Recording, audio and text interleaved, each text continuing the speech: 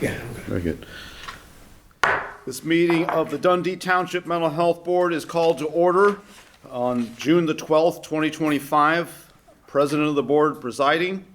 Before we begin with a roll call, I'd like to welcome, although she is remote, I'd like to welcome Trustee Sue Harney as our latest Mental Health Board member and the first one to return to the Mental Health Board. So welcome, Sue, and thank you for being able to call in.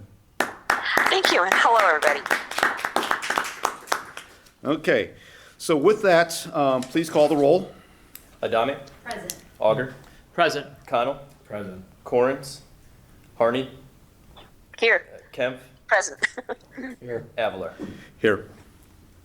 We have a quorum in place, so please rise for the Pledge of Allegiance. Mr. Sanchez, would you please lead us? I pledge allegiance to the flag of the United States of America and to the republic for which it stands, one nation, under God, indivisible, with liberty and justice for all. Amen. Chair will entertain a motion to approve the agenda as presented. I'll move. Moved by Auger, Second. seconded by Connell. Discussion. Uh, Well, okay, Adame had her hand up first. I just want to clarify that I was not present last meeting. Oh. Okay, let's do that with the minutes. Oh, okay. Okay, Mr. Auger. like to amend the section in the agenda where there was going to be a motion to approve tablets. If that was something that was put on there because of me, it was more of a discussion topic than an actual motion. Okay, No, that wasn't the purpose, I don't believe. correct. It's more, if it turns into a discussion, we don't have to do the votes. We can Okay. always table it. All right. Okay. Any more discussion on the agenda? Are we having executive session? Yes, we are. And the way it's presented in the agenda is the proper way. All right, if no more. What does that mean? Huh? Why did you clarify that? Because last month we had the questions about passing a piece of paper, and that is not going to be taking place tonight. It's as is. All right. What, last month? Last month, there was a question about passing a piece of paper for the proper motion. We don't need that because we are going in for a standard executive session as presented in the agenda. Thank you. Okay. If no other discussion, please call the roll. Adame? Yes. Auger? Approved. Connell? Yes. Kempf? Yeah. Avalar? Yes. All right, the agenda is approved. Chair will entertain a motion to approve the meeting minutes of May the 8th, 2025 regular meeting. I'll move. Moved by Auger, Second. second by Connell. Correction for member Adame. Okay, make sure it's noted in that she Yeah. was not here. Is there any other questions? Member Kempf? Jared, did you prepare these? Because I don't remember voting aid for a bylaw change. We'll go back to the video, but I believe that That I was the did? vote. You did vote. It was unanimous, I remember. If I can double check the video, if that isn't what you said, then I can have that changed. But I'm Okay. pretty sure that it should be what your vote was. I'm not a fan of changing bylaws. Okay. Thank you. All right, if no other discussion, all in favor of approving the minutes as amended, please signify by saying aye. Aye. All opposed, same sign. Minutes are approved. We will now open up to public comments. We have 3 people who have signed up. We will start with Mr. Sandy Morgenstein from West Dundee. Please come to the podium so we can capture you on camera. Welcome to the Mental Health Board. Thank you, Mr. President. Sandy Morgenstein, I'm a resident of West Dundee, Unincorporated. Congratulations to, well, this board for continuing. I understand you were not part of the election, but you have a new set of trustees, and congratulations to them. The campaign is over, and the campaign should stay over. That being said, there were some allegations made about ethical conduct, about some people on this board, some people on the trustees, that need to be put to rest for the good of the township. That being said, I encourage you to expedite an audit of the mental health board, and you're not the township, I will make the same request of the township.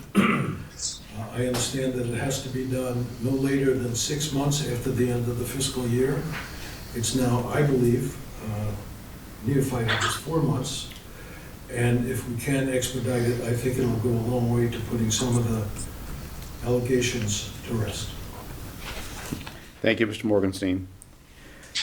The next resident to speak is Ms. Nancy Zettler of Algonquin. Please come to the podium. And President, you know where I live, you know I didn't write it down. No worries.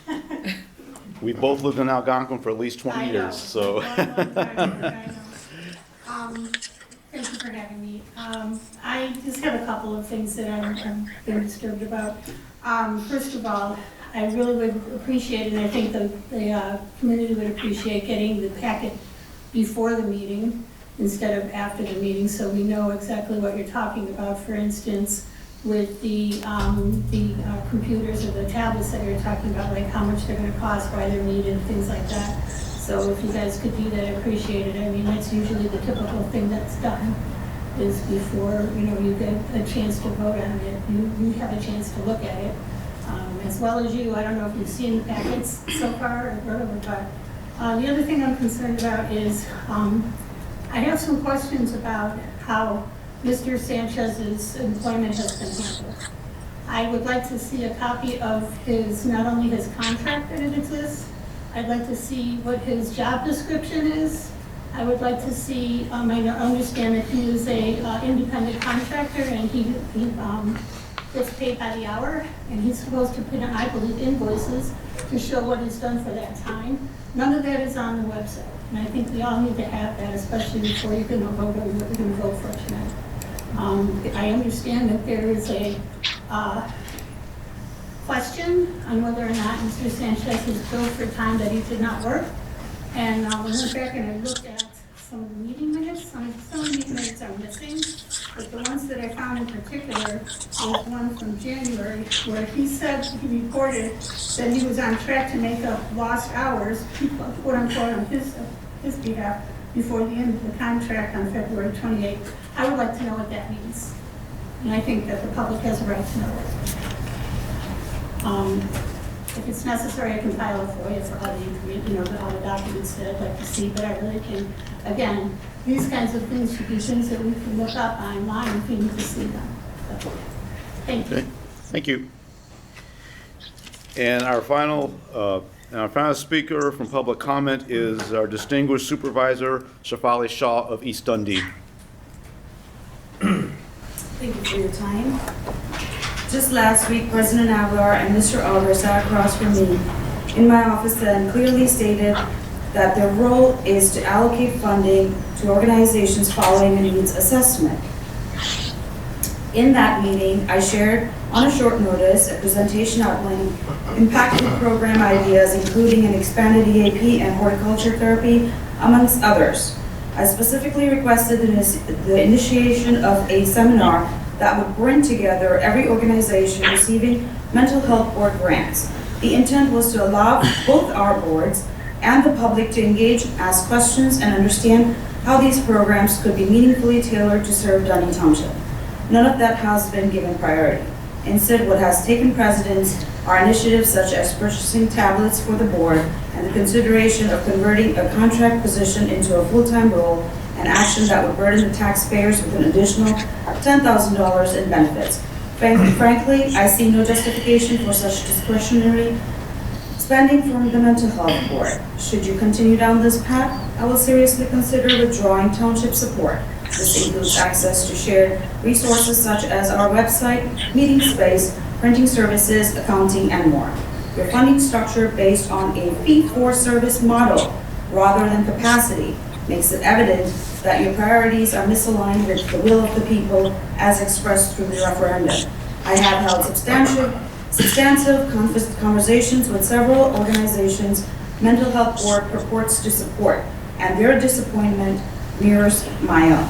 If you feel this direction no longer serves your interest, you're free to excuse yourself. I will not hesitate to replace each position with individuals who are sincerely committed to serving the people of this township. Thank you. Thank you. With that, public comment is closed, and we're going to move to the coordinator's report. Mr. Sanchez. All right. This month, just a few updates. We have a little bit of motion going on, a little movement on the police social worker program, which has been a bit dormant because Carpentersville Police Department did run out of space for staffing. There's half of a new board and a new village manager now at Carpentersville, and I think they're trying to look at things maybe through a new lens. And so I did meet with them yesterday, the new village manager Brad Stewart, and the team at the Carpentersville Police Department. And there's no guarantee, there's nothing set in stone at this point, but they wanted an overview of the sketch outline of the program as we've discussed it so far, to just everyone have the most accurate, up-to-date information. And they had said that they are going to do what they can to find space for staff. I don't know what that will look like, but obviously in our conversations we've talked about the importance of having that additional police social worker staff on site, near and accessible to the police officers. Otherwise we wouldn't have had the issue. So hopefully there will be some more movement on that in the next month or so, and we'll have something to update next month. Once we get the green light, then we go back to where we were before, and we start planning on forming, the IGAs and all of the other things that we had talked about before. The SharePoint site, Mr. Avalar was the first to get onboarded onto the new site, and we'll be scheduling time over the next week or two with the other board members to get in there and just kind of poke around and see, if there's any suggestions you would have for other things you would like to see on that site. Again, it's similar to like the members page that we have on our website currently, which is a bit clunky, and SharePoint is much more manageable and usable resource. And then building out the admin side once we get all the bugs worked out. Right in Kane, the county notified the township last month that the subsidy has been increased at the very least for Dundee Township, maybe for the whole county. And for the remainder of the year, there will be no Right in Kane expenses. They asked that all the participating bodies still budget for it because that subsidy amount could change at any time. And they want to make sure that if that does happen, local governments are prepared to resume the funding that they provided before, so there's no disruption in services. So I had asked Supervisor Shaw's office to still send in the invoices and the activity report so we see what's coming down, and then if we do start seeing there's billing happening, then we can send for our reimbursement portion to this board. Events page on the website. So I did my best to figure out how to activate the calendar module on the Revise page. Revise is the company that the township uses for the website. It's able to be implemented on the main page of the township's web page, but the sub pages such as ours, I was not able to find any way to implement that. So I was told there would be a meeting scheduled soon with Supervisor Shaw's office and myself included to go over the website intricacies and hopefully figure out the calendar function. If that doesn't work, there's always a backup. We can just create a Google Calendar that can be code embedded into our page and just do it that way. But preferably it would be through the Revise modules that they have. Carpentersville 4th of July Parade. It's coming up on June 28th. It's a good opportunity for some brand awareness. I would encourage board members to attend. If you're interested in having mental health board representation, just let me know and we can figure something out. Yeah, it's just a good opportunity for networking and getting the name out there. Right in Kane, what is that other choice? Chamber of Commerce membership, that is something that has come up in some conversations that I've had with providers and I believe the school district. It's a good opportunity for us to network, and that it's something that we put on the agenda later, so we can discuss a little more in detail at that point. But I just thought it was a really good idea as far as, brand awareness, quote unquote, for the board. So something for everyone to think about. And then office space leasing agreement. There are new members on the condo association board. We have had some really preliminary conversations about the office down the hall that I have been using. We've been using for 708 board purposes. I believe the condo association did meet this week and said that they didn't come to any determination at this time, so just kind of hold off for another month for their next meeting. Ideally, we would have some sort of agreement with them, even if it's something similar to what I have there as an example. A lot of governments will do this with other entities, nonprofits and things like that, just a transactional $1 a year type thing. We're not sure what their interest level is, so we'll just have to see what they come back with, hopefully next month. And that is it. Any questions or comments from the board? Oh, go ahead, Member Harney. I'm sorry, Mark, I should have waited for you to say. I was at the condominium association meeting, and just to add some clarity for all of you, the issue before the condominium association board is exactly who owns that room, and the possible owners are either the building and the condominium association owning it, or it's owned by the foundation, and that's what they are going through records trying to figure out exactly who the owner is at this point. And that should get settled. People are working on it. So when it's settled, then we can move, the 708 board and whoever actually owns it can move forward and discuss, leasing or having it or whatever.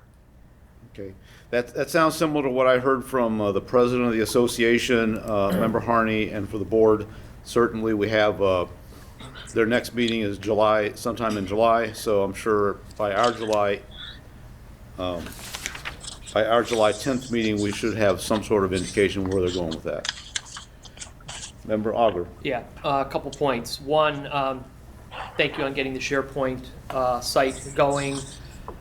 We do need that for configuration control and our long-term goal of making sure that we are properly administering all of the documents that we have, and we have a formal configuration controlled repository. So that's very good.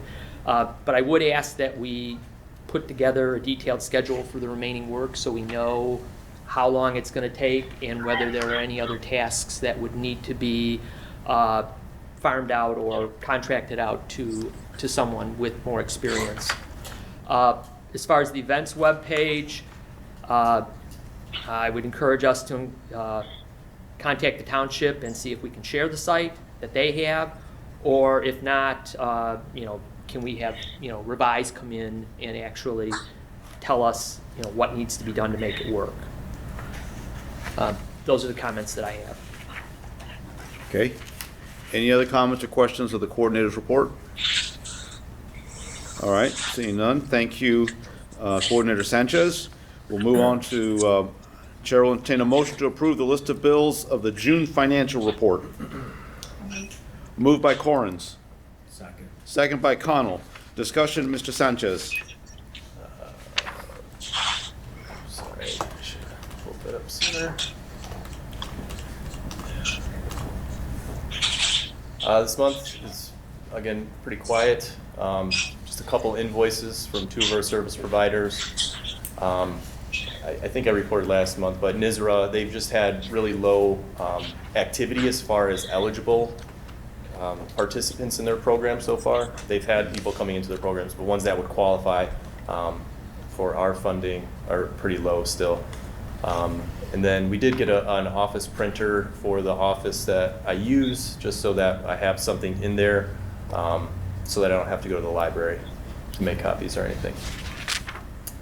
Okay. Any other questions or comments? Member Kempf.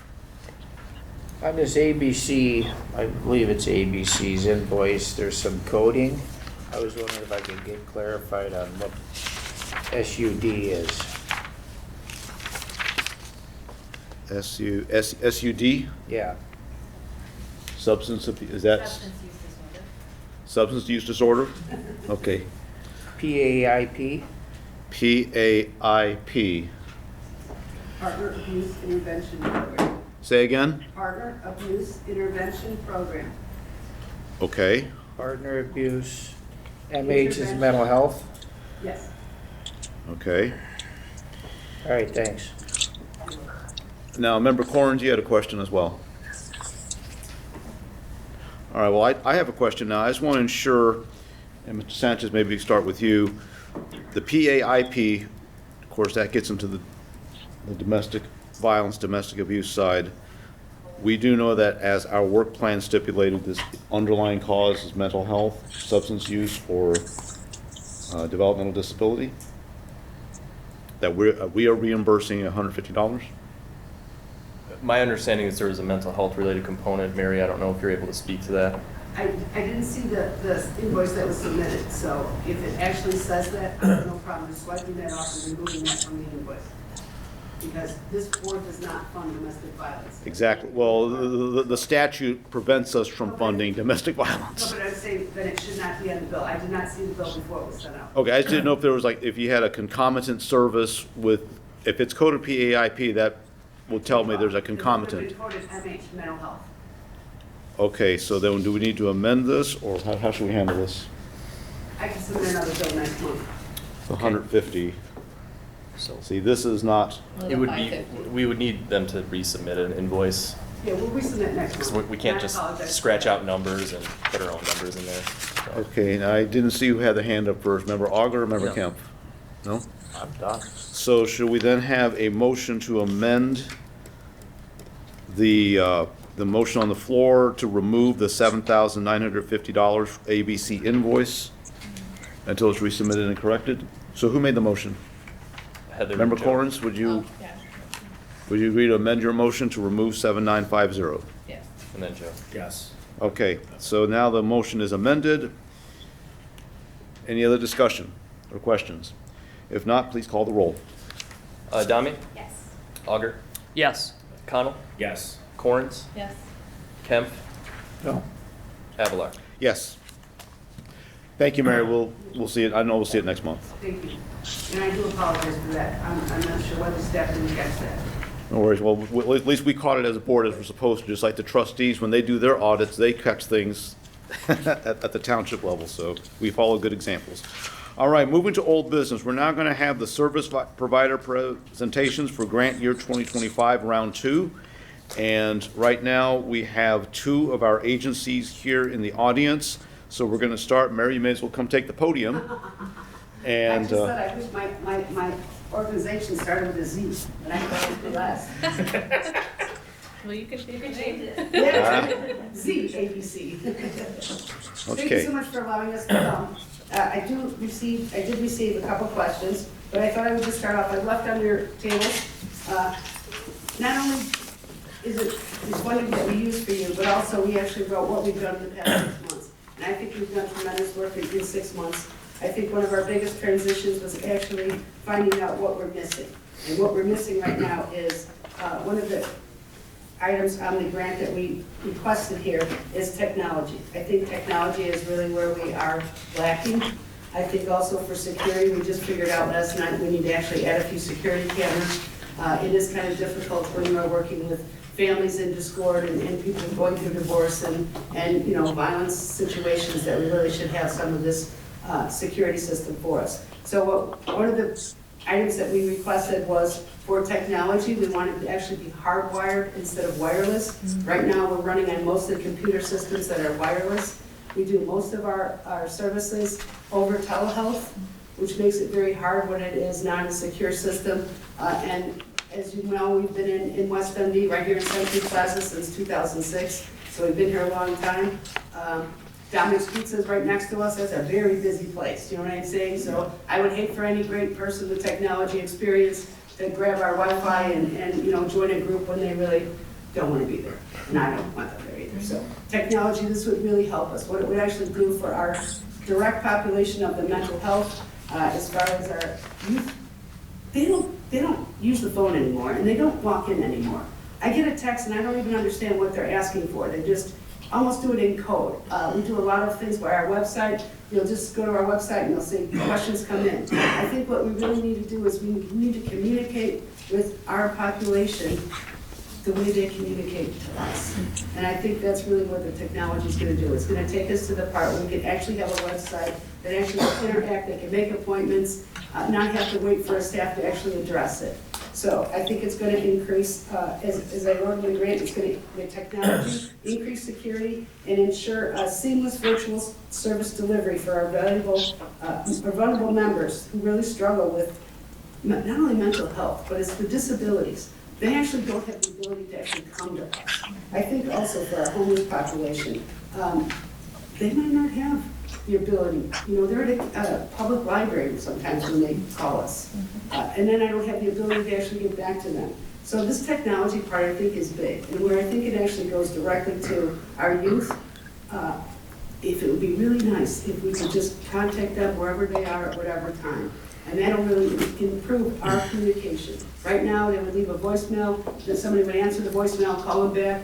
Sometimes that issue isn't gone, or sometimes it's actually worse.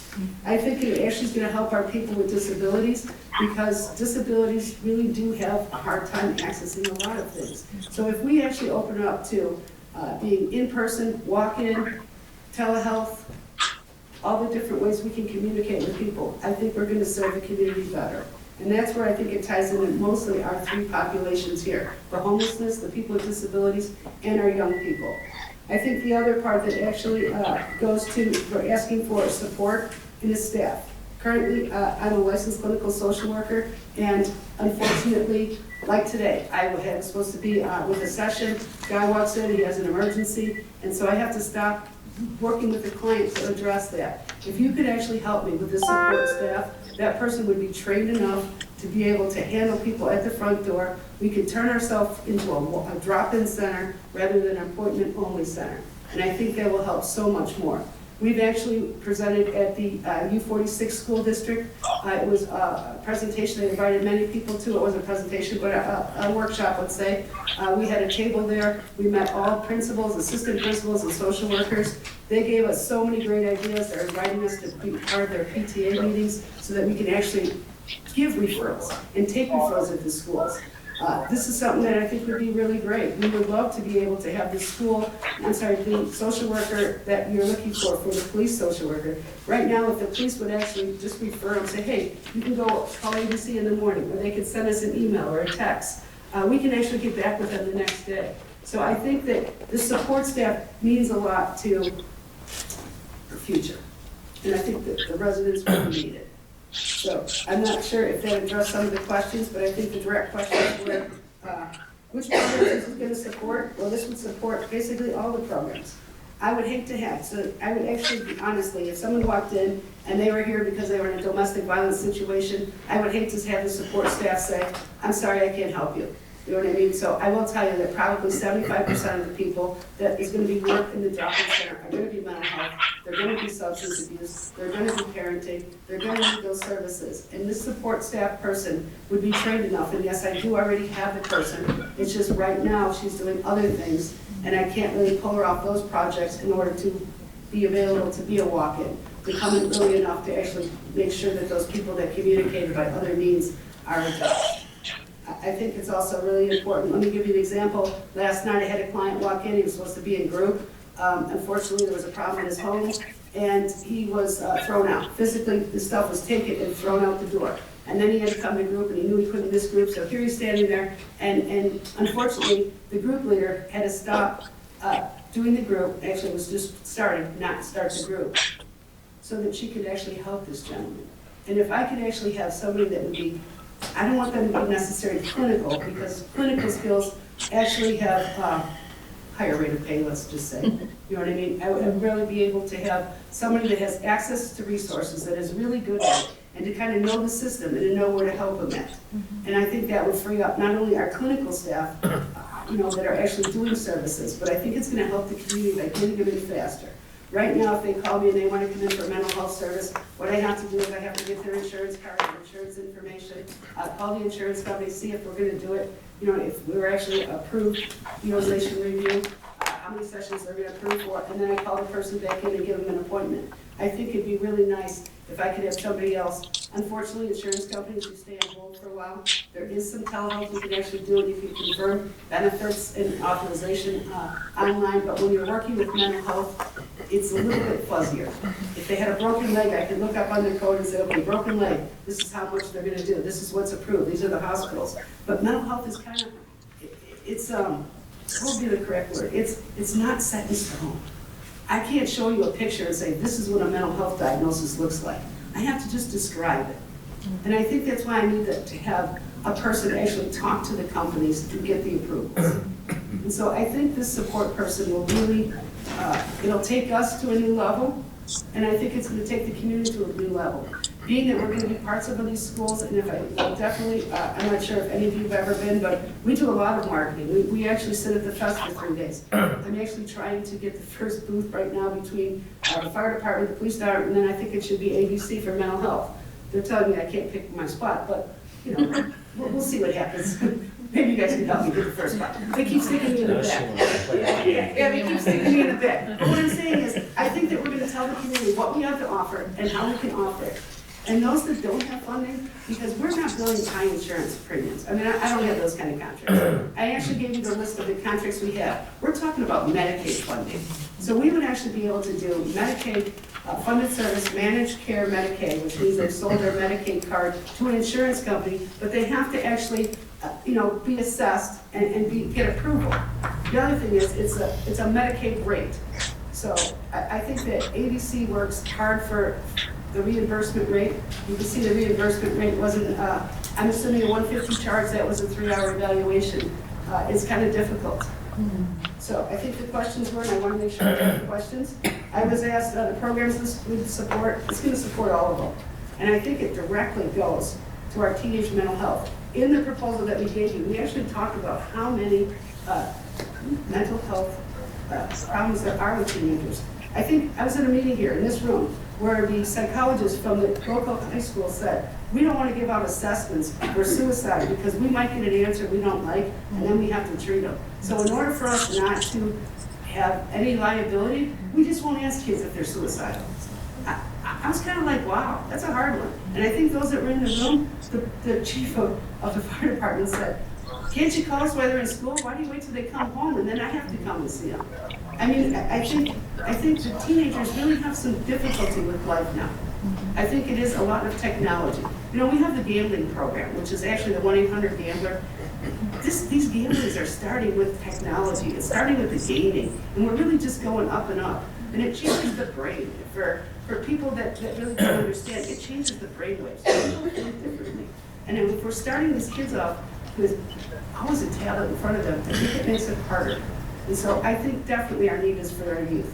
Our homeless, we called it something different. We called it undomiciled. And I think I even spoke about that. There are many people that are homeless that are not sleeping in tents on the streets and that you don't see. They're couch surfing. They're staying with relatives. They're kind of moving around. I think we can definitely help them get more stable, especially if we can address the underlying issues. People with disabilities, unfortunately, I have to say that our co-owner, or our co-founder, Danielle, had a stroke in 2022. She is now a hemiplegic, and she is actually wheelchair bound, so she has no use of one side of her. She is a social worker. She actually developed this program, and so she puts a lot of focus on people with disabilities and making sure that we're able to access everybody, and that also goes to developmental disabilities. Not everybody has the best reading level, and so we want to make sure that our information is done not only in different reading levels, but to be able to say, give people the information they can understand, and also in the language. We do everything in Spanish. We have a very large Spanish population. I think one of the other questions that you asked me is how many people are on my waiting list? I don't like people on my waiting list. I think that's not our true thing. But what I did tell you is that out of 215 clients that we've admitted since January 1st, 86 of them are Dundee residents, and 20 of them are funded with the funding that I've already received from your organization. So even though we have 3 offices, I'm in Schaumburg, I'm in St. Charles, the majority of my clients, or 40%, actually come from this township. And so my waiting list, yes, I have 114 on my waiting list.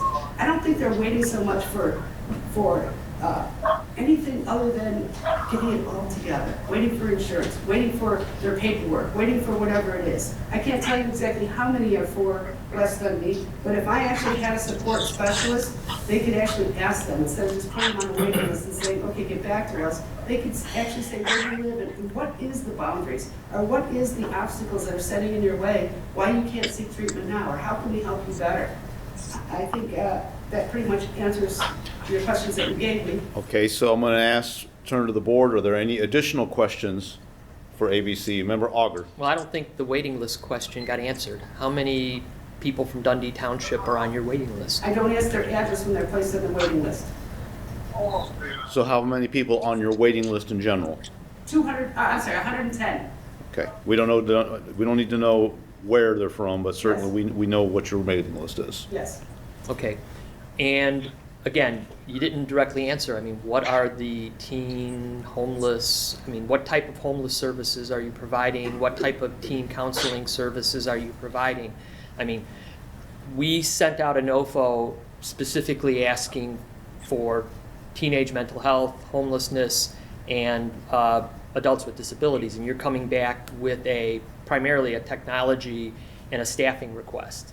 Yes. So I'm having a hard time saying how that matches up, especially when if we would have put out a request for technology, we would have had other people coming in. But this was the focus. Those were the three areas that we focused on. And I think that the technology is going to help those three. Yes, it also is going to help other people too. That is true. But I think that our biggest problem right now is that we don't have the ability to do that right now, right here, service. And that's why I think the support specialist would actually be able to help somebody when they need it. And we have to do priorities. I do a lot of work with the state of Illinois with priorities. Pregnant women is top of the list. You know what I mean? A single man, they go to the bottom. So a pregnant woman walks in, the single man has to get up. Pregnant woman comes first. Especially a pregnant woman that's using drugs.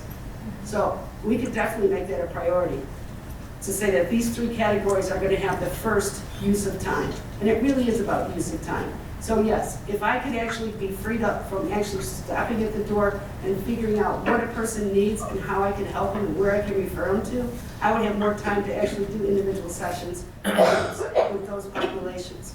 Our goal is, and I'm not sure that, I know this is from a different town, but in Roselle, we had a drop-in center. It was a free drop-in center. It was a 3,000 square foot drop-in center, and it was only for teens.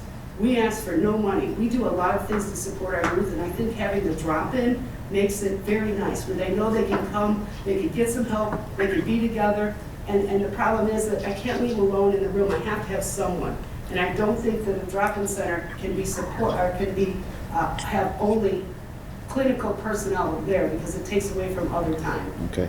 Any other questions? Any other questions from the board? I'm not sure I answered this question now. Okay, well, we're moving on. Member Adame has a question. I don't have a question, more just clarification so we all understand. So am I right to say that clinicians right now, it appears that they're divided between administrative and clinical work? Yes. Right? And so what you're asking is for some relief from the administrative so that you can solely focus on the clinical, right? Correct. So the service would continue and would be enhanced because somebody would be caring for the administrative, which does take a lot of time. So like the asking for information from your insurance, and the other key thing is it just sounds like the drop-in, right? The accessibility that some other agencies have right now, which is you can just walk in and you don't need to schedule an appointment. Okay. Good clarification. Thank you, Member Adame. I think that's all for now. Thank you, Mary. I got Heather over there. Just real quick, sorry. Didn't see that. Were you planning on advertising or promoting as a drop-in? I know you get walk-ins regularly, but was that part of the component then when you had the staffing? Yes, actually, we were working with the schools, and we did a lot of good work with the schools, and it's all the local schools here, and we would actually promote that with them, with their school social workers. That's great. And actually, what we're working for is to try to actually go to them. Oh. So they're actually working on some contracts where we'd be allowed to go into the schools and do the groups and meet with the parents. That's why we started with the Parent-Teacher Association, because therefore the parents would actually come and we could actually talk with them individually and really show what we could do. I think the principals appreciate appreciative that they know that they can send it somewhere, because we're social workers just don't have the time for everybody. Okay, thank you so much, Mary. Mr. Sanchez, you wanted to say something? Yeah, Community Crisis Center wanted to be here, but they had a very important, I don't think it was a conference, but something that they had to do down in Springfield, so they were just booked and not able to make it. And Ecker was going to be here, but her person, Kim, who was scheduled to attend, came down with COVID, actually. So I just talked to her yesterday, and you can hear it in her voice. So they wanted to be here, they would have been otherwise, so the board knows why they're not here. Okay. But I do believe we have people from Family Service Association. Yes, who is speaking for Family Service Association? Please come up to the podium, state your name for the record, and we will begin. Good evening, my name is Raquel Doyle, I'm the Director of Therapy Services. Okay, I'm going to ask you, can you please augment your voice, because we have someone on phone as well, and for the microphone. Thank you. My name is Raquel Doyle, the Director of Therapy Services at Family Service Association. We are a community mental health agency that supports kids and families. We have comprehensive mental health services and programming that support their clinical needs. And over the last year, we've noticed a significant increase in truancy, academic challenges, and clients requesting to work on those academic challenges in their therapy treatment plans. And one of FSA's values is to be responsive and flexible to our community needs, and this is an opportunity for us to do so. Academic performance and school success is intricately connected to their mental health. And so students are struggling with symptoms of depression and anxiety, ADHD, trauma, and other mental health challenges. It's often difficult to meet the expectations of the academic realm. And it's not due to the lack of capacity or lack of ability, it's just difficult because of the other things that they're experiencing, the symptoms, the behavioral and emotional disturbances. But those who are experiencing mental health challenges often struggle with the concentration, the time management, the study skills, motivation, executive functioning skills, which are all essential for academic success.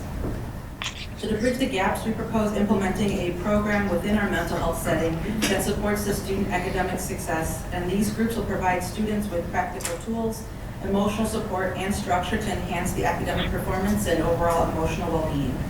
We are currently partnered with several District 300 schools, Jacobs High School, Dundee Crown, Dundee Middle School, and Carpenterville Middle School, and we had our back to school, or end of the year school meetings in April. And it was reported by Dundee Crown alone that 500 of their students were identified as chronically truant, which is a significantly high number. And so that leads to 22% chronic absenteeism. FSA alone has served 302 clients within the last fiscal year from Dundee Township. 233 of those were between 12 and 22, which is the exact age range that we're looking to support with this program. Within our school-based mental health program, 51 of those students were referred by their school social worker to specifically work on these things as well. By offering these groups, we're fostering peer connection, social support, and academic challenges to reduce the stigma, but to also benefit from not only the materials that are being taught, but also the shared experiences and mutual encouragement that can build resilience and self-esteem. So our program is looking to implement 3 simultaneous 12-week groups that address the middle school students, high school students, and also the transition age youth in the college career track to help prepare for job readiness. These structured skills will focus on life groups, focusing on managing symptoms of anxiety and depression, habit building and tracking, study skills, focus strategies, assertive communication to ask for help when it's needed, while also building resiliency. Our impact will be measured by school attendance, improving grades, group participation, and also through IMCAN's actionable items. So we're looking at the parallel impact of, while you're attending our groups, we're hoping to see not only an increase in your attendance to the groups, your increased attendance in school, therefore an increase in your grades. FSA has implemented many services to support these, but this program is looking to focus and centralize those needs. So not only will these students be receiving the group support, but they also have access to individual and family therapy, community mentoring, case management, other holistic groups that we partner with in the community to be able to support their holistic needs. On the back side of the handout that I just gave you guys is all the services that we've offered. Additionally, the other therapy groups that we've offered in the last fiscal year that again are also contributing to this need, but this program and this proposal would be to focus and centralize that. So with your support, offering this type of program within the mental health setting recognizes the whole student, their holistic needs, not only just the mental health and emotional ones, but the academic ones as well. By supporting students in this manner, we're not only supporting their academic successes, but building resiliency, confidence, and self-esteem. Very good. Okay. Hey, Sue, just, Yes. could you mute your phone and just in order, because some of your background noise is coming there, so. Oh, I'm sorry. No Okay, worries. I will Thank do you. that. Okay, with that, questions from the board for FSA. Member Corns was first. I don't know if it was on the proposal, but I'm guessing the groups would run during the day when they're at school. We're looking to run them from 3 to 7. when Okay, they're out of school. so right after, but, okay, that's great. Okay, I thought I saw your hand. Okay, Member Auger. Is District 300 contributing any money to fund this program? Because clearly if there is an increase in attendance, I would tend to think that also increases the amount of revenue that they receive from the state for students attending the class. I know that as a partner, they are contributing to clients' fees that may be accrued that aren't covered by Medicaid funding and other grant proposals that we have for them. Okay, but not for this program. Now, my understanding is no. Okay, Okay, all right. any other question? Just to help me clarify, based on what you have here, these three simultaneous groups, these are relatively new Yes, for FSA. So this is the first time it's being funded through, obviously, Dundee Township, if we approve, as well as Medicaid and the Siegel Foundation. Okay. Good. Any other questions or comments? Thank you so much. We'll be covering this later in the agenda. Right. Chair will entertain a motion to authorize the board president to enter into an agreement with Metopio to conduct township resident survey. I'll move. Moved by Auger. Second. Second by Connell. Discussion. You want to start with this? You got the, Yeah, I can pull it up here. and then we'll go turn to Member Auger after that.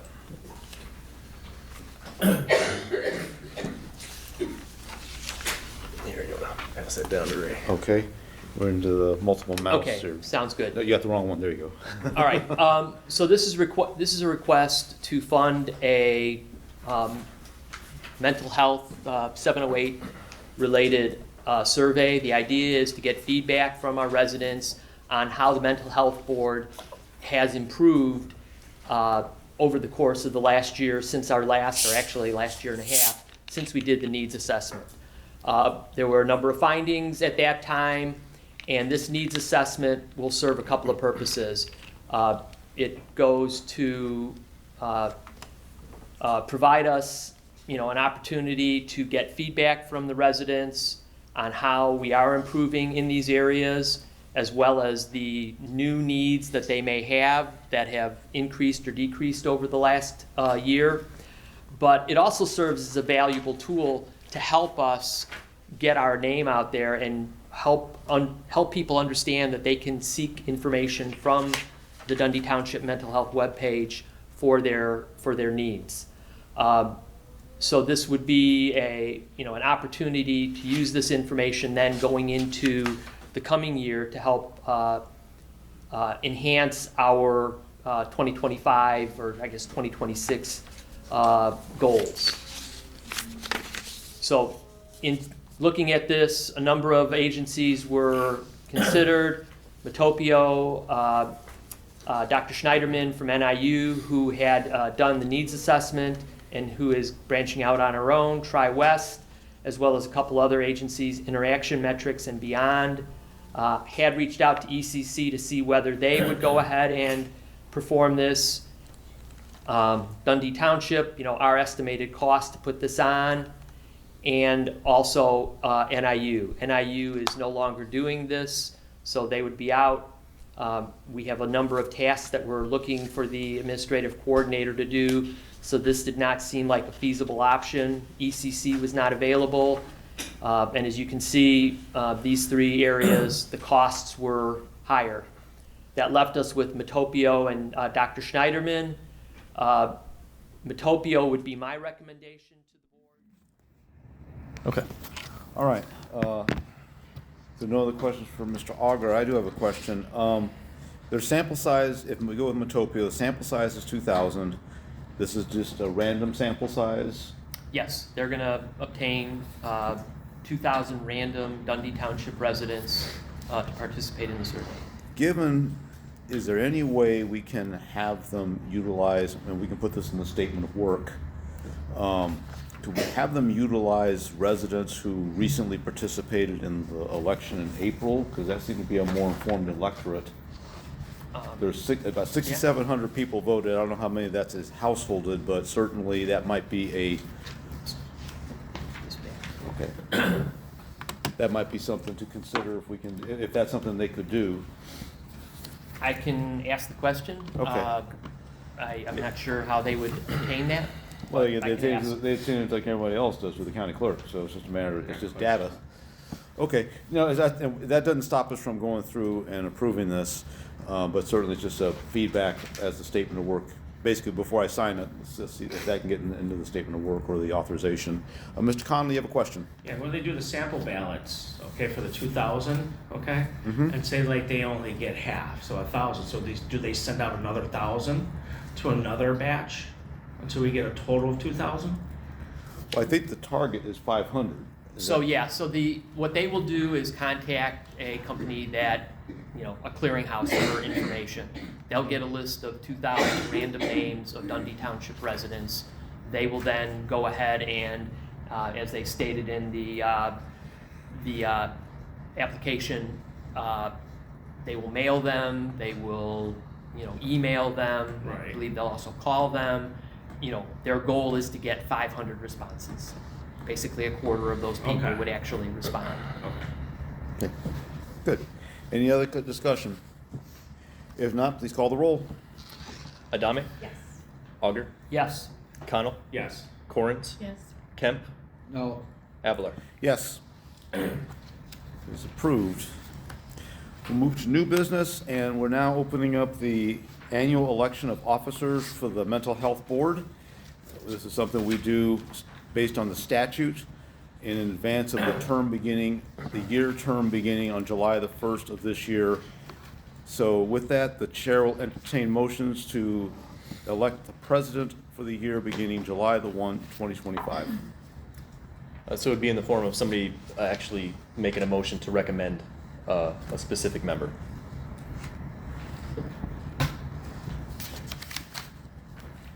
Anybody can make the motion. Okay. For any member. Seems like the secretary Yeah. now. Okay, there's no motion for a president.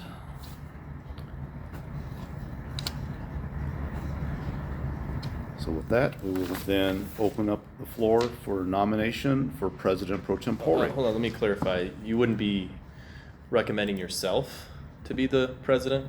If you make the motion, you'd be recommending someone else. So just in case anybody was a little apprehensive thinking that they would have to recommend themselves. Okay. But this is something statutory that we have to do. So, Okay. So with that, we'll move to entertain motions to elect a President Pro Tempore for the year beginning July the 1, 2025.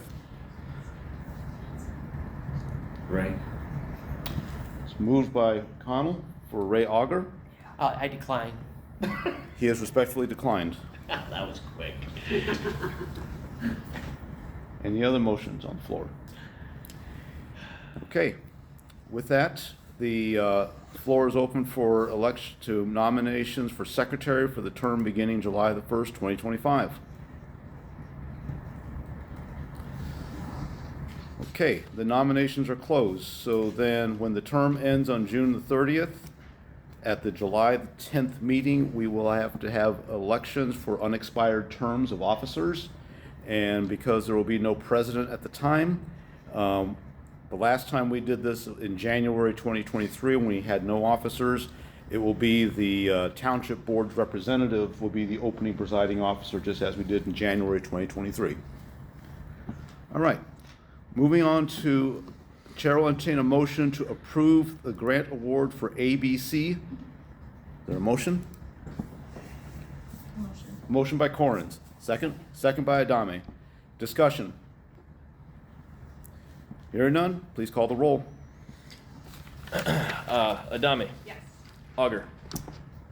Yes. Connell. Yes. Corrins. Yes.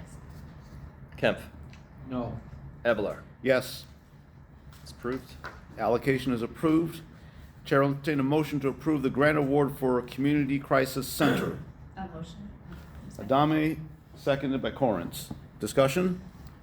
I'd like Mr. to Auger. move that we table it until we get them here. On feedback from our council, they indicated that based upon how their application was presented, they are providing crisis services to anybody, and our charter is for mental health, substance abuse, and development of disabilities. Okay. So unless we can get some clarification that they are only providing those services for people that have those, are participating in those type of programs, I don't know if this should be funded or not. Okay, so the motion to table, is there a second to table? Dies for lack of a second. Okay, the motion is still on the floor. If not, no more discussion, please call the roll. Adame. Yes. Auger. No. Connell. No. Corrins. Yes. Kemp. No. Evelar. What is the total vote right now? It's 2 yay and 3 nay. Then I will vote in the negative, and we'll call this for reconsideration at the July the 10th meeting per Robert's rules. So then hence we tabled it. All right. Clarification there, boss, what's Robert rules got to do with this? It governs how you reconsider a motion when it's defeated. I cast a vote in the negative, which is the majority, therefore I could ask for reconsideration. I set the specific date for the reconsideration at our July 10th meeting. That's upon your request? That's based on how Robert's rules handles it. So if we just voted this community crisis center down, you're gonna bring it back up again? Because I voted with the majority that voted no, anyone who votes in the majority that defeats a motion can call it for reconsideration at a specific date, which is what I just did. Gotcha. You did this before, didn't you? I did this before, but I forgot to say the date. This time I learned my lesson. Okay, thanks. Good. So with that, Chair will entertain a motion to approve the grant award for Family Service Association of Greater Elgin. Motion. Motion by Corrins, second by Adame. Did I miss something? Ecker was next. Okay, we'll come back to Ecker, sorry. All right, any discussion with FSA? If none, please call the roll. Adame. Yes. Auger. Yes? Connell. Yes. Corrins. Yes. Kemp. No. Evelar. Yes, it's approved. Chair will entertain a motion to approve the grant award for Ecker Center. I'll move that. Moved by Kemp, I'll second. second by Auger. Discussion. Seeing none, please call the roll. Adame. Yes. Auger. Yes? Connell. Yes. Corrins. Yes. Kemp. Yes. Evelar. Yes. All right. Chair will entertain a motion to approve amendments to the bylaws regarding remote meeting attendance. A motion. Motion by Corrins, is there a second? Second. Second by Adame. Discussion, you have it up here on the board, yes. All right, this is in response to the Dundee Township Board approving the rules at their board meeting on May the 21st, which allows for remote attendance. That had been unallowed during the last Dundee Township Board, but under the statute, since they set a rule, and we as a mental health board, though we don't have to follow word for word, we had approved a bylaws change a year ago that would prohibit. Now we're going to bring it back to be in sync with the township board. Any questions or discussion? Question, Member Connell.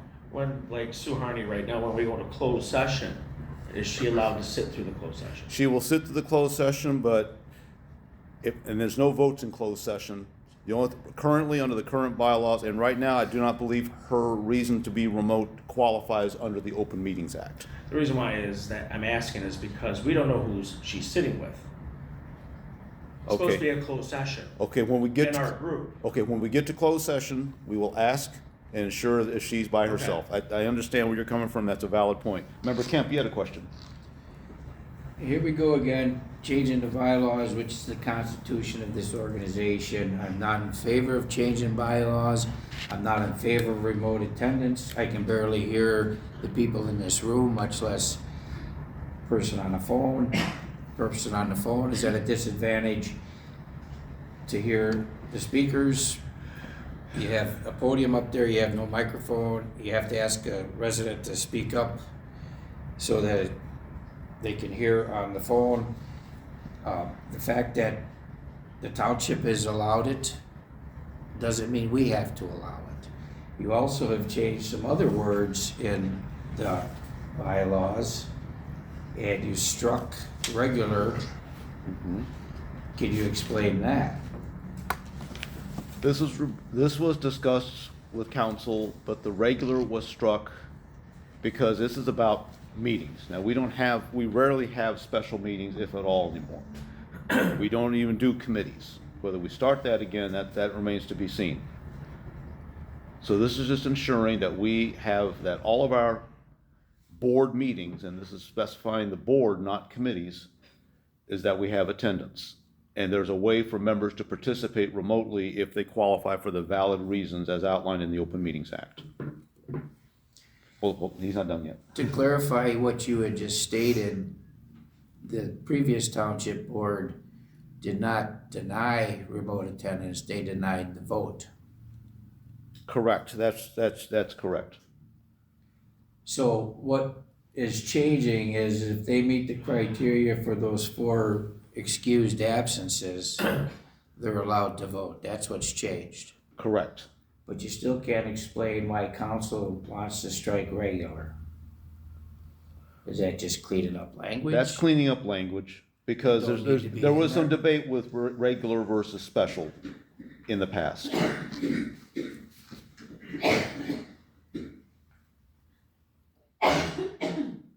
Anything else? Nothing else, Member Auger? Okay, so my preference is that we remain aligned with what the township board does so that we don't have different sets of rules. I thought I thought the change that Member Kemp was talking about was a change that was made in the township policy for attendance. Is that not correct? I don't have the township policy with me. Do you know if that was? I don't have I didn't see the wording for the changes they made. So, something else the township doesn't have is the rule about absences because they're elected officials. Okay. So that probably wouldn't. Yeah. Because they have a special meeting at the end of this month about a week after their regular meeting on the 18th. That's a special meeting that will allow if someone has to remote and they've qualified for the reasons, they can also take part remotely as well. But remember, they don't have the absence limits that we have in our bylaws. And that is staying at 4 consecutive. Joe has some. No, I want to make sure he's done first. Okay, all right. How many times can you remote in a row? The maximum we can do and maintain a physical quorum is 3 people. Because you have to have 4 people in the room. How many times can we phone in? There's no limit to that. Oh, I can go to Florida, Hawaii, and just call in? Well, if you're, unless you got business there. I mean, it's just unfair anyway. I mean, seriously, you should be here. You're on a board, you should be here. I understand that, but the way the Open Meetings Act and the way the rule was approved by the township board, they didn't restrict it. They could have restricted it, but they didn't. I'd rather have a limit on it in a row. Okay, well, if the township board amends their rules to go with that, we will be consistent with that. I think that's fair, you need to be here.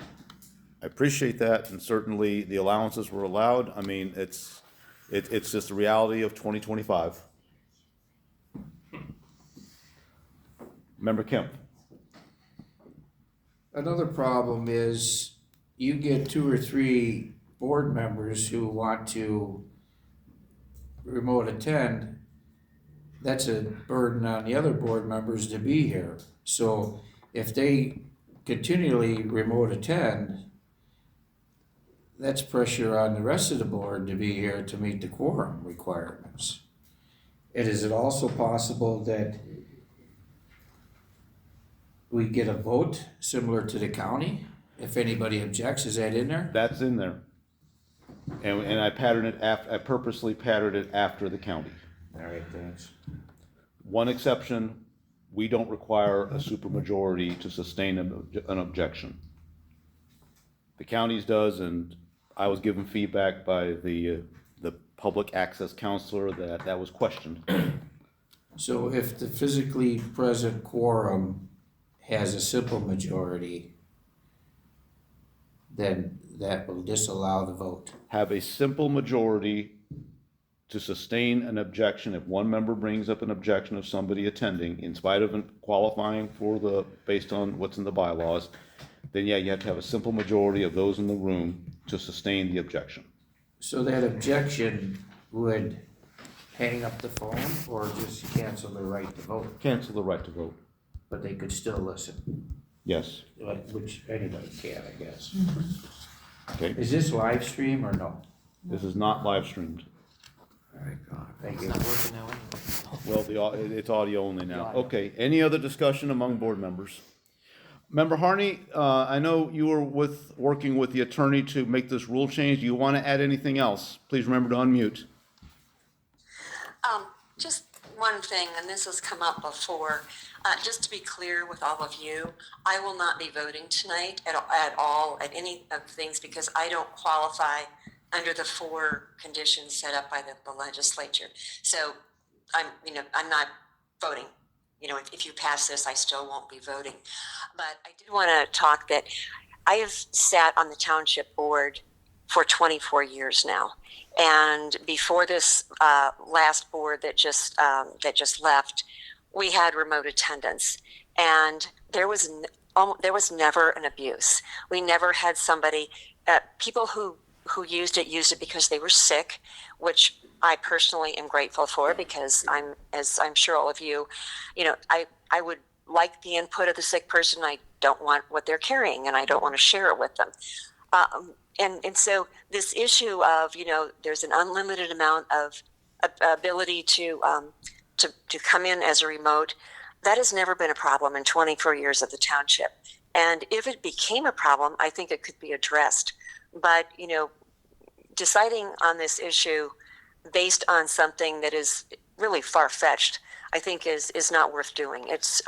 This is, from my perspective, a really good thing to do because if you have someone who's sick, if they're well enough to want to participate, but not well enough, to be there, what you do is you allow more participation by the public.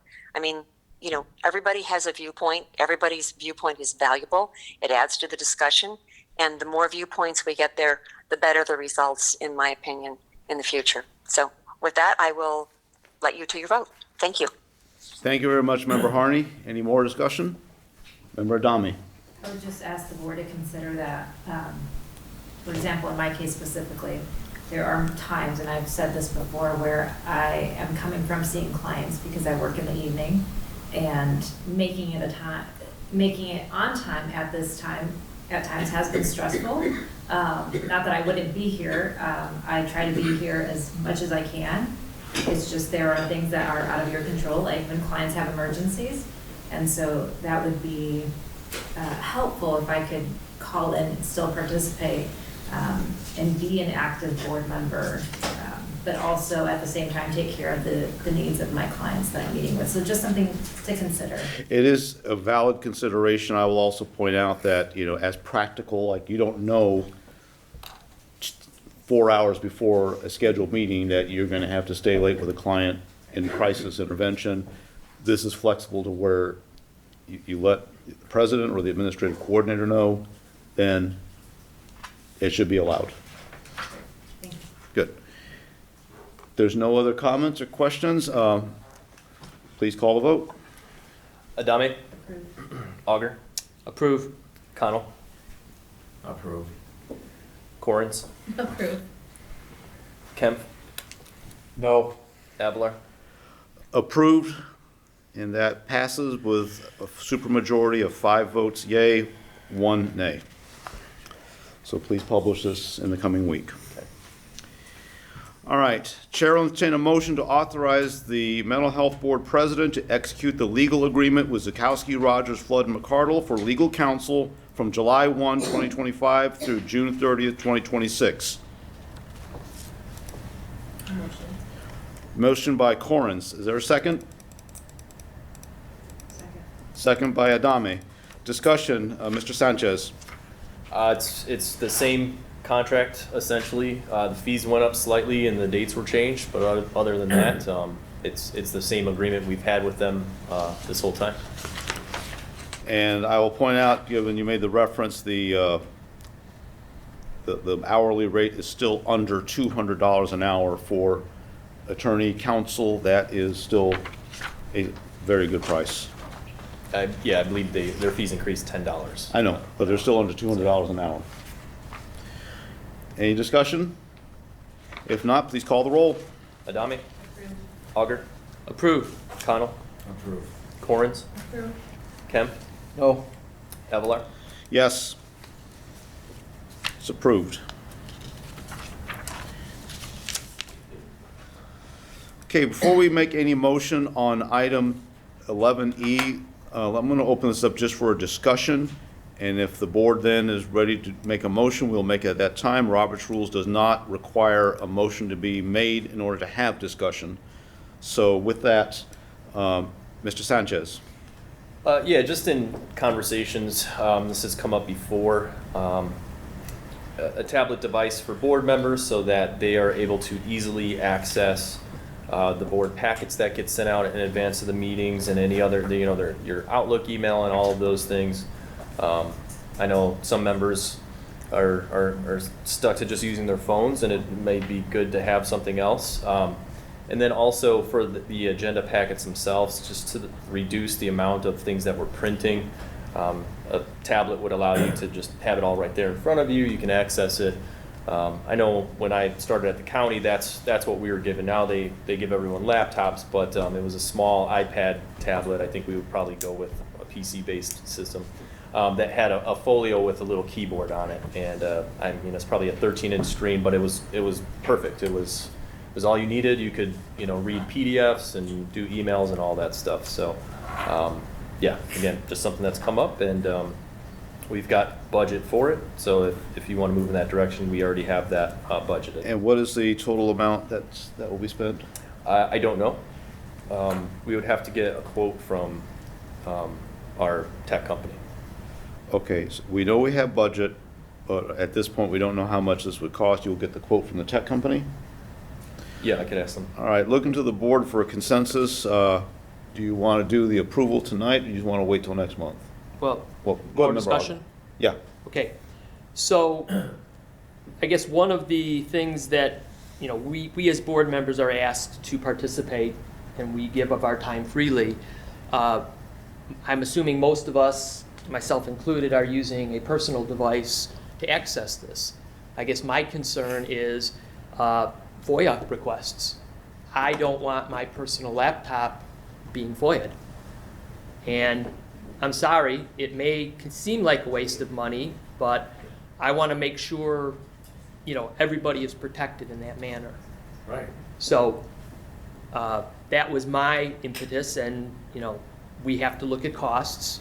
I know we do budget money for technology, but, I think if we're reasonable with it and people are amenable to using it, not everybody may want one. And it's not something that we have to force on everybody. But, my reason is protecting the board members to make sure that they can, not get into any FOIA issues. And also, our administrative coordinator has to print packets out every week or every time we meet. That is time. That costs printing, costs his time, and we can save money there. So that would be my rationale for moving ahead with it. But I'd like to see a quote before having any vote. Okay. Any additional discussion? Member Kemp. Why would your personal device be subject to FOIA? does. because you're commingling government and private.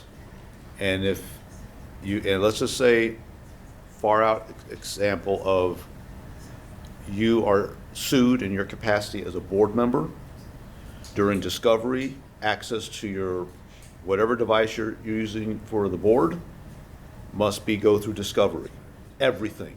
They can't just delete files. So if I'm reading my packet that's electronically sent to me at the Algonquin Public Library, they're gonna have to discover that and FOIA that, or subject to a lawsuit? I mean, this is... When was the last time you were sued? You know what discovery's like. I get sued all the time. Most people do. At our age. Even down to our cell phones. Yeah. Take our cell phone. The issue is another spending of taxpayers' money for a laptop for me that I would never use, and I can't scribble notes like I've got scads and notes that I use for reference on my laptop. I would be scribbling it on this document here, and that goes home, and it's in the mental health board file. But again, just spending money, spending money, spending money. We're building an infrastructure here of a mental health board that you can't dismantle. Once you go to the point of spending $500,000, $1 million a year, that's never going to go away. And the property taxes in this state are horrendous. Where is the voice for the property taxpayer? Thank you. Any other discussion? All right, so I think, if I heard right, there is a general consensus to move forward, but not do an approval until we see a quote. Is that what I've heard or see, or is there something else? Well, if we could do a cost analysis for like printing costs versus tablets, I think that would help provide clarity too. So for a year of printing, like approximately how much should we spend, and then for our copying and all that versus tablets. Is that something we could feasibly put together for July 10th? I could attempt to estimate it, yeah. Okay, well, so, I mean, fortunately you have the virtual pages of the packets over time, so you definitely have the baseline data. It's just a matter of filtering it appropriately. Okay. Anything else to add before we move on? Member Adami. Yeah, I would just add that something to consider also is, when you're in your employment, at least Heather and I, we are provided equipment to be able to do our job. A lot of the times it's because we are dealing with sensitive information. So if this board is held in, in a similar manner, then I think it's okay to consider the type of technology we would need, especially if we have allotted an amount in our budget for it. So. Okay. And to close this out, I remember when we were talking about, when we were examining independent contracting as for a coordinator position back in '23, I remember sharing in my consultant role, I would not take a government position unless a computer, laptop, whatever is provided, because of the commingling of data from your business computer to your client computer in a government setting. So I think I concur with everyone here. Let's just put this on, let's get the analysis, and we'll bring this back at July 10th. Yes, Mr. Kemp. Can you ballpark what these laptops are going to cost us? About 1,000 each, I bet. No, Not even that. Yeah, it'll be under. With purchasing 6. Remember, the president already has an issue laptop, so it'd be Yeah, for if it's 6 for every machines. member, I think our technology line item is 2,000, but we can adjust that if needed. I don't think it'll be anywhere near that though. It just depends how many board members are interested, which model we go with. Can I get a number? Yeah, that's what he's gonna put together. That's what he's putting together. Tonight, right now, what do you guys think this is going to be? $100 a laptop? No, it won't be that low. Let's just say it's 400 a piece. $400 a piece? For a tablet with a folio, yeah, And seems then- reasonable. Are we responsible for this $400 piece of equipment? We take it home with us? What, does it just sit here?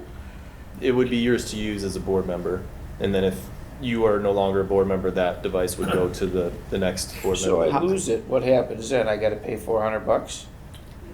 I don't know. What's the policy? Well, let me ask this, what does the county do with the technical assets that you're issued as a board member at the county board? You return them whenever you're off the board. And has somebody ever lost one or had one broken, or? I'm not aware of anybody having lost any. There has been one that was broken and it was simply replaced. And then at the end of terms, if you wanted to keep the device, they offer it at a discounted price. Okay. Okay, let's look at the numbers next month. Moving on, Chair will entertain a motion to approve Northern Kane County Chamber of Commerce membership.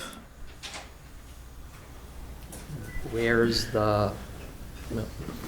Okay, let's just do like the last one, discussion. What is the membership fee and where is the proposal? It's $195 a year for a nonprofit, which I verified this board would qualify as, and that's it. They have a whole price structure outside of that, but ours is just the $195. If I can ask, how many other mental health boards are members of the Northern Kane County Chamber? Is Elgin Township? I don't know that Elgin even is a part of that chamber, but there are none. Okay. Who's Aside it? from, sorry. You go ahead. I've been. Go ahead, Member talking Corns. a lot. Aside from visibility, what would be the benefits of joining the Chamber of Commerce? It just gets the awareness of the board out to more people in the community that are, business owners and active members. They hold a lot of events, so that would be something that board members would get invitations to if you wanted to attend. Those are great networking opportunities and things like that.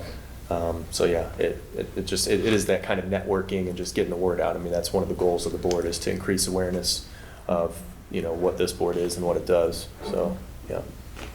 Okay. Member Kemp. Who brought this idea forth? I suggested it to President Avalar, and he agreed to put it on the agenda. And I'm going to say, just me personally, less than $200 a year to do outreach with other businesses, to know who we are, what we are, and I think that's a relatively small price to pay in order to get more visibility. That's been one of the biggest complaints. I'm sure it's going to come up in the survey. People don't know about us. So, Member Kemp. 200 here, 200 there, 200 here. Pretty soon you're talking some serious money. That's why you do budgeting on an annual basis, and that's why you budget this. That's how this board's accountable. Any other points? Does the board care to proceed with a motion? Okay, since no motion, we have information. If there's any additional information you can bring back, we might bring this back next month on an agenda item.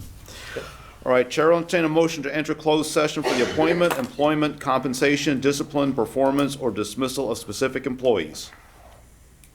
Motion. Motion by Corrins. Second. I'm going to give the tiebreaker to Connell. Not a problem. Corrins and Connell, I like that. Cece. All right, please call the roll. Adame? Yes. Auger?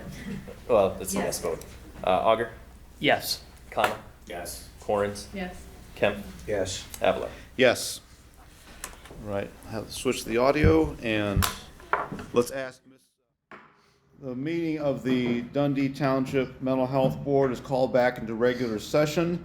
Please call the roll. Adame? Present. Auger? Present. Connell? Present. Corrins? Present. Kemp? I'm here. Avalar? Present.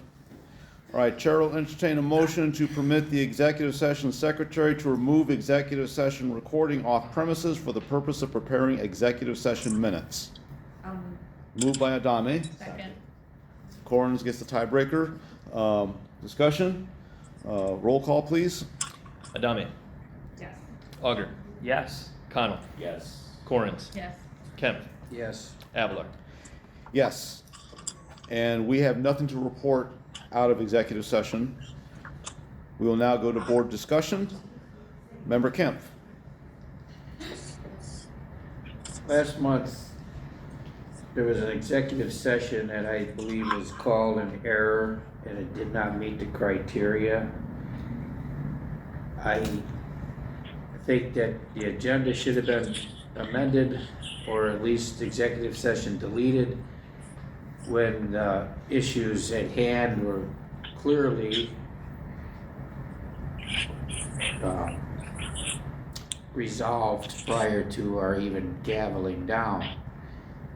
So I'd like to have those minutes released immediately, and the president to be put on notice not to be calling executive sessions frivolously.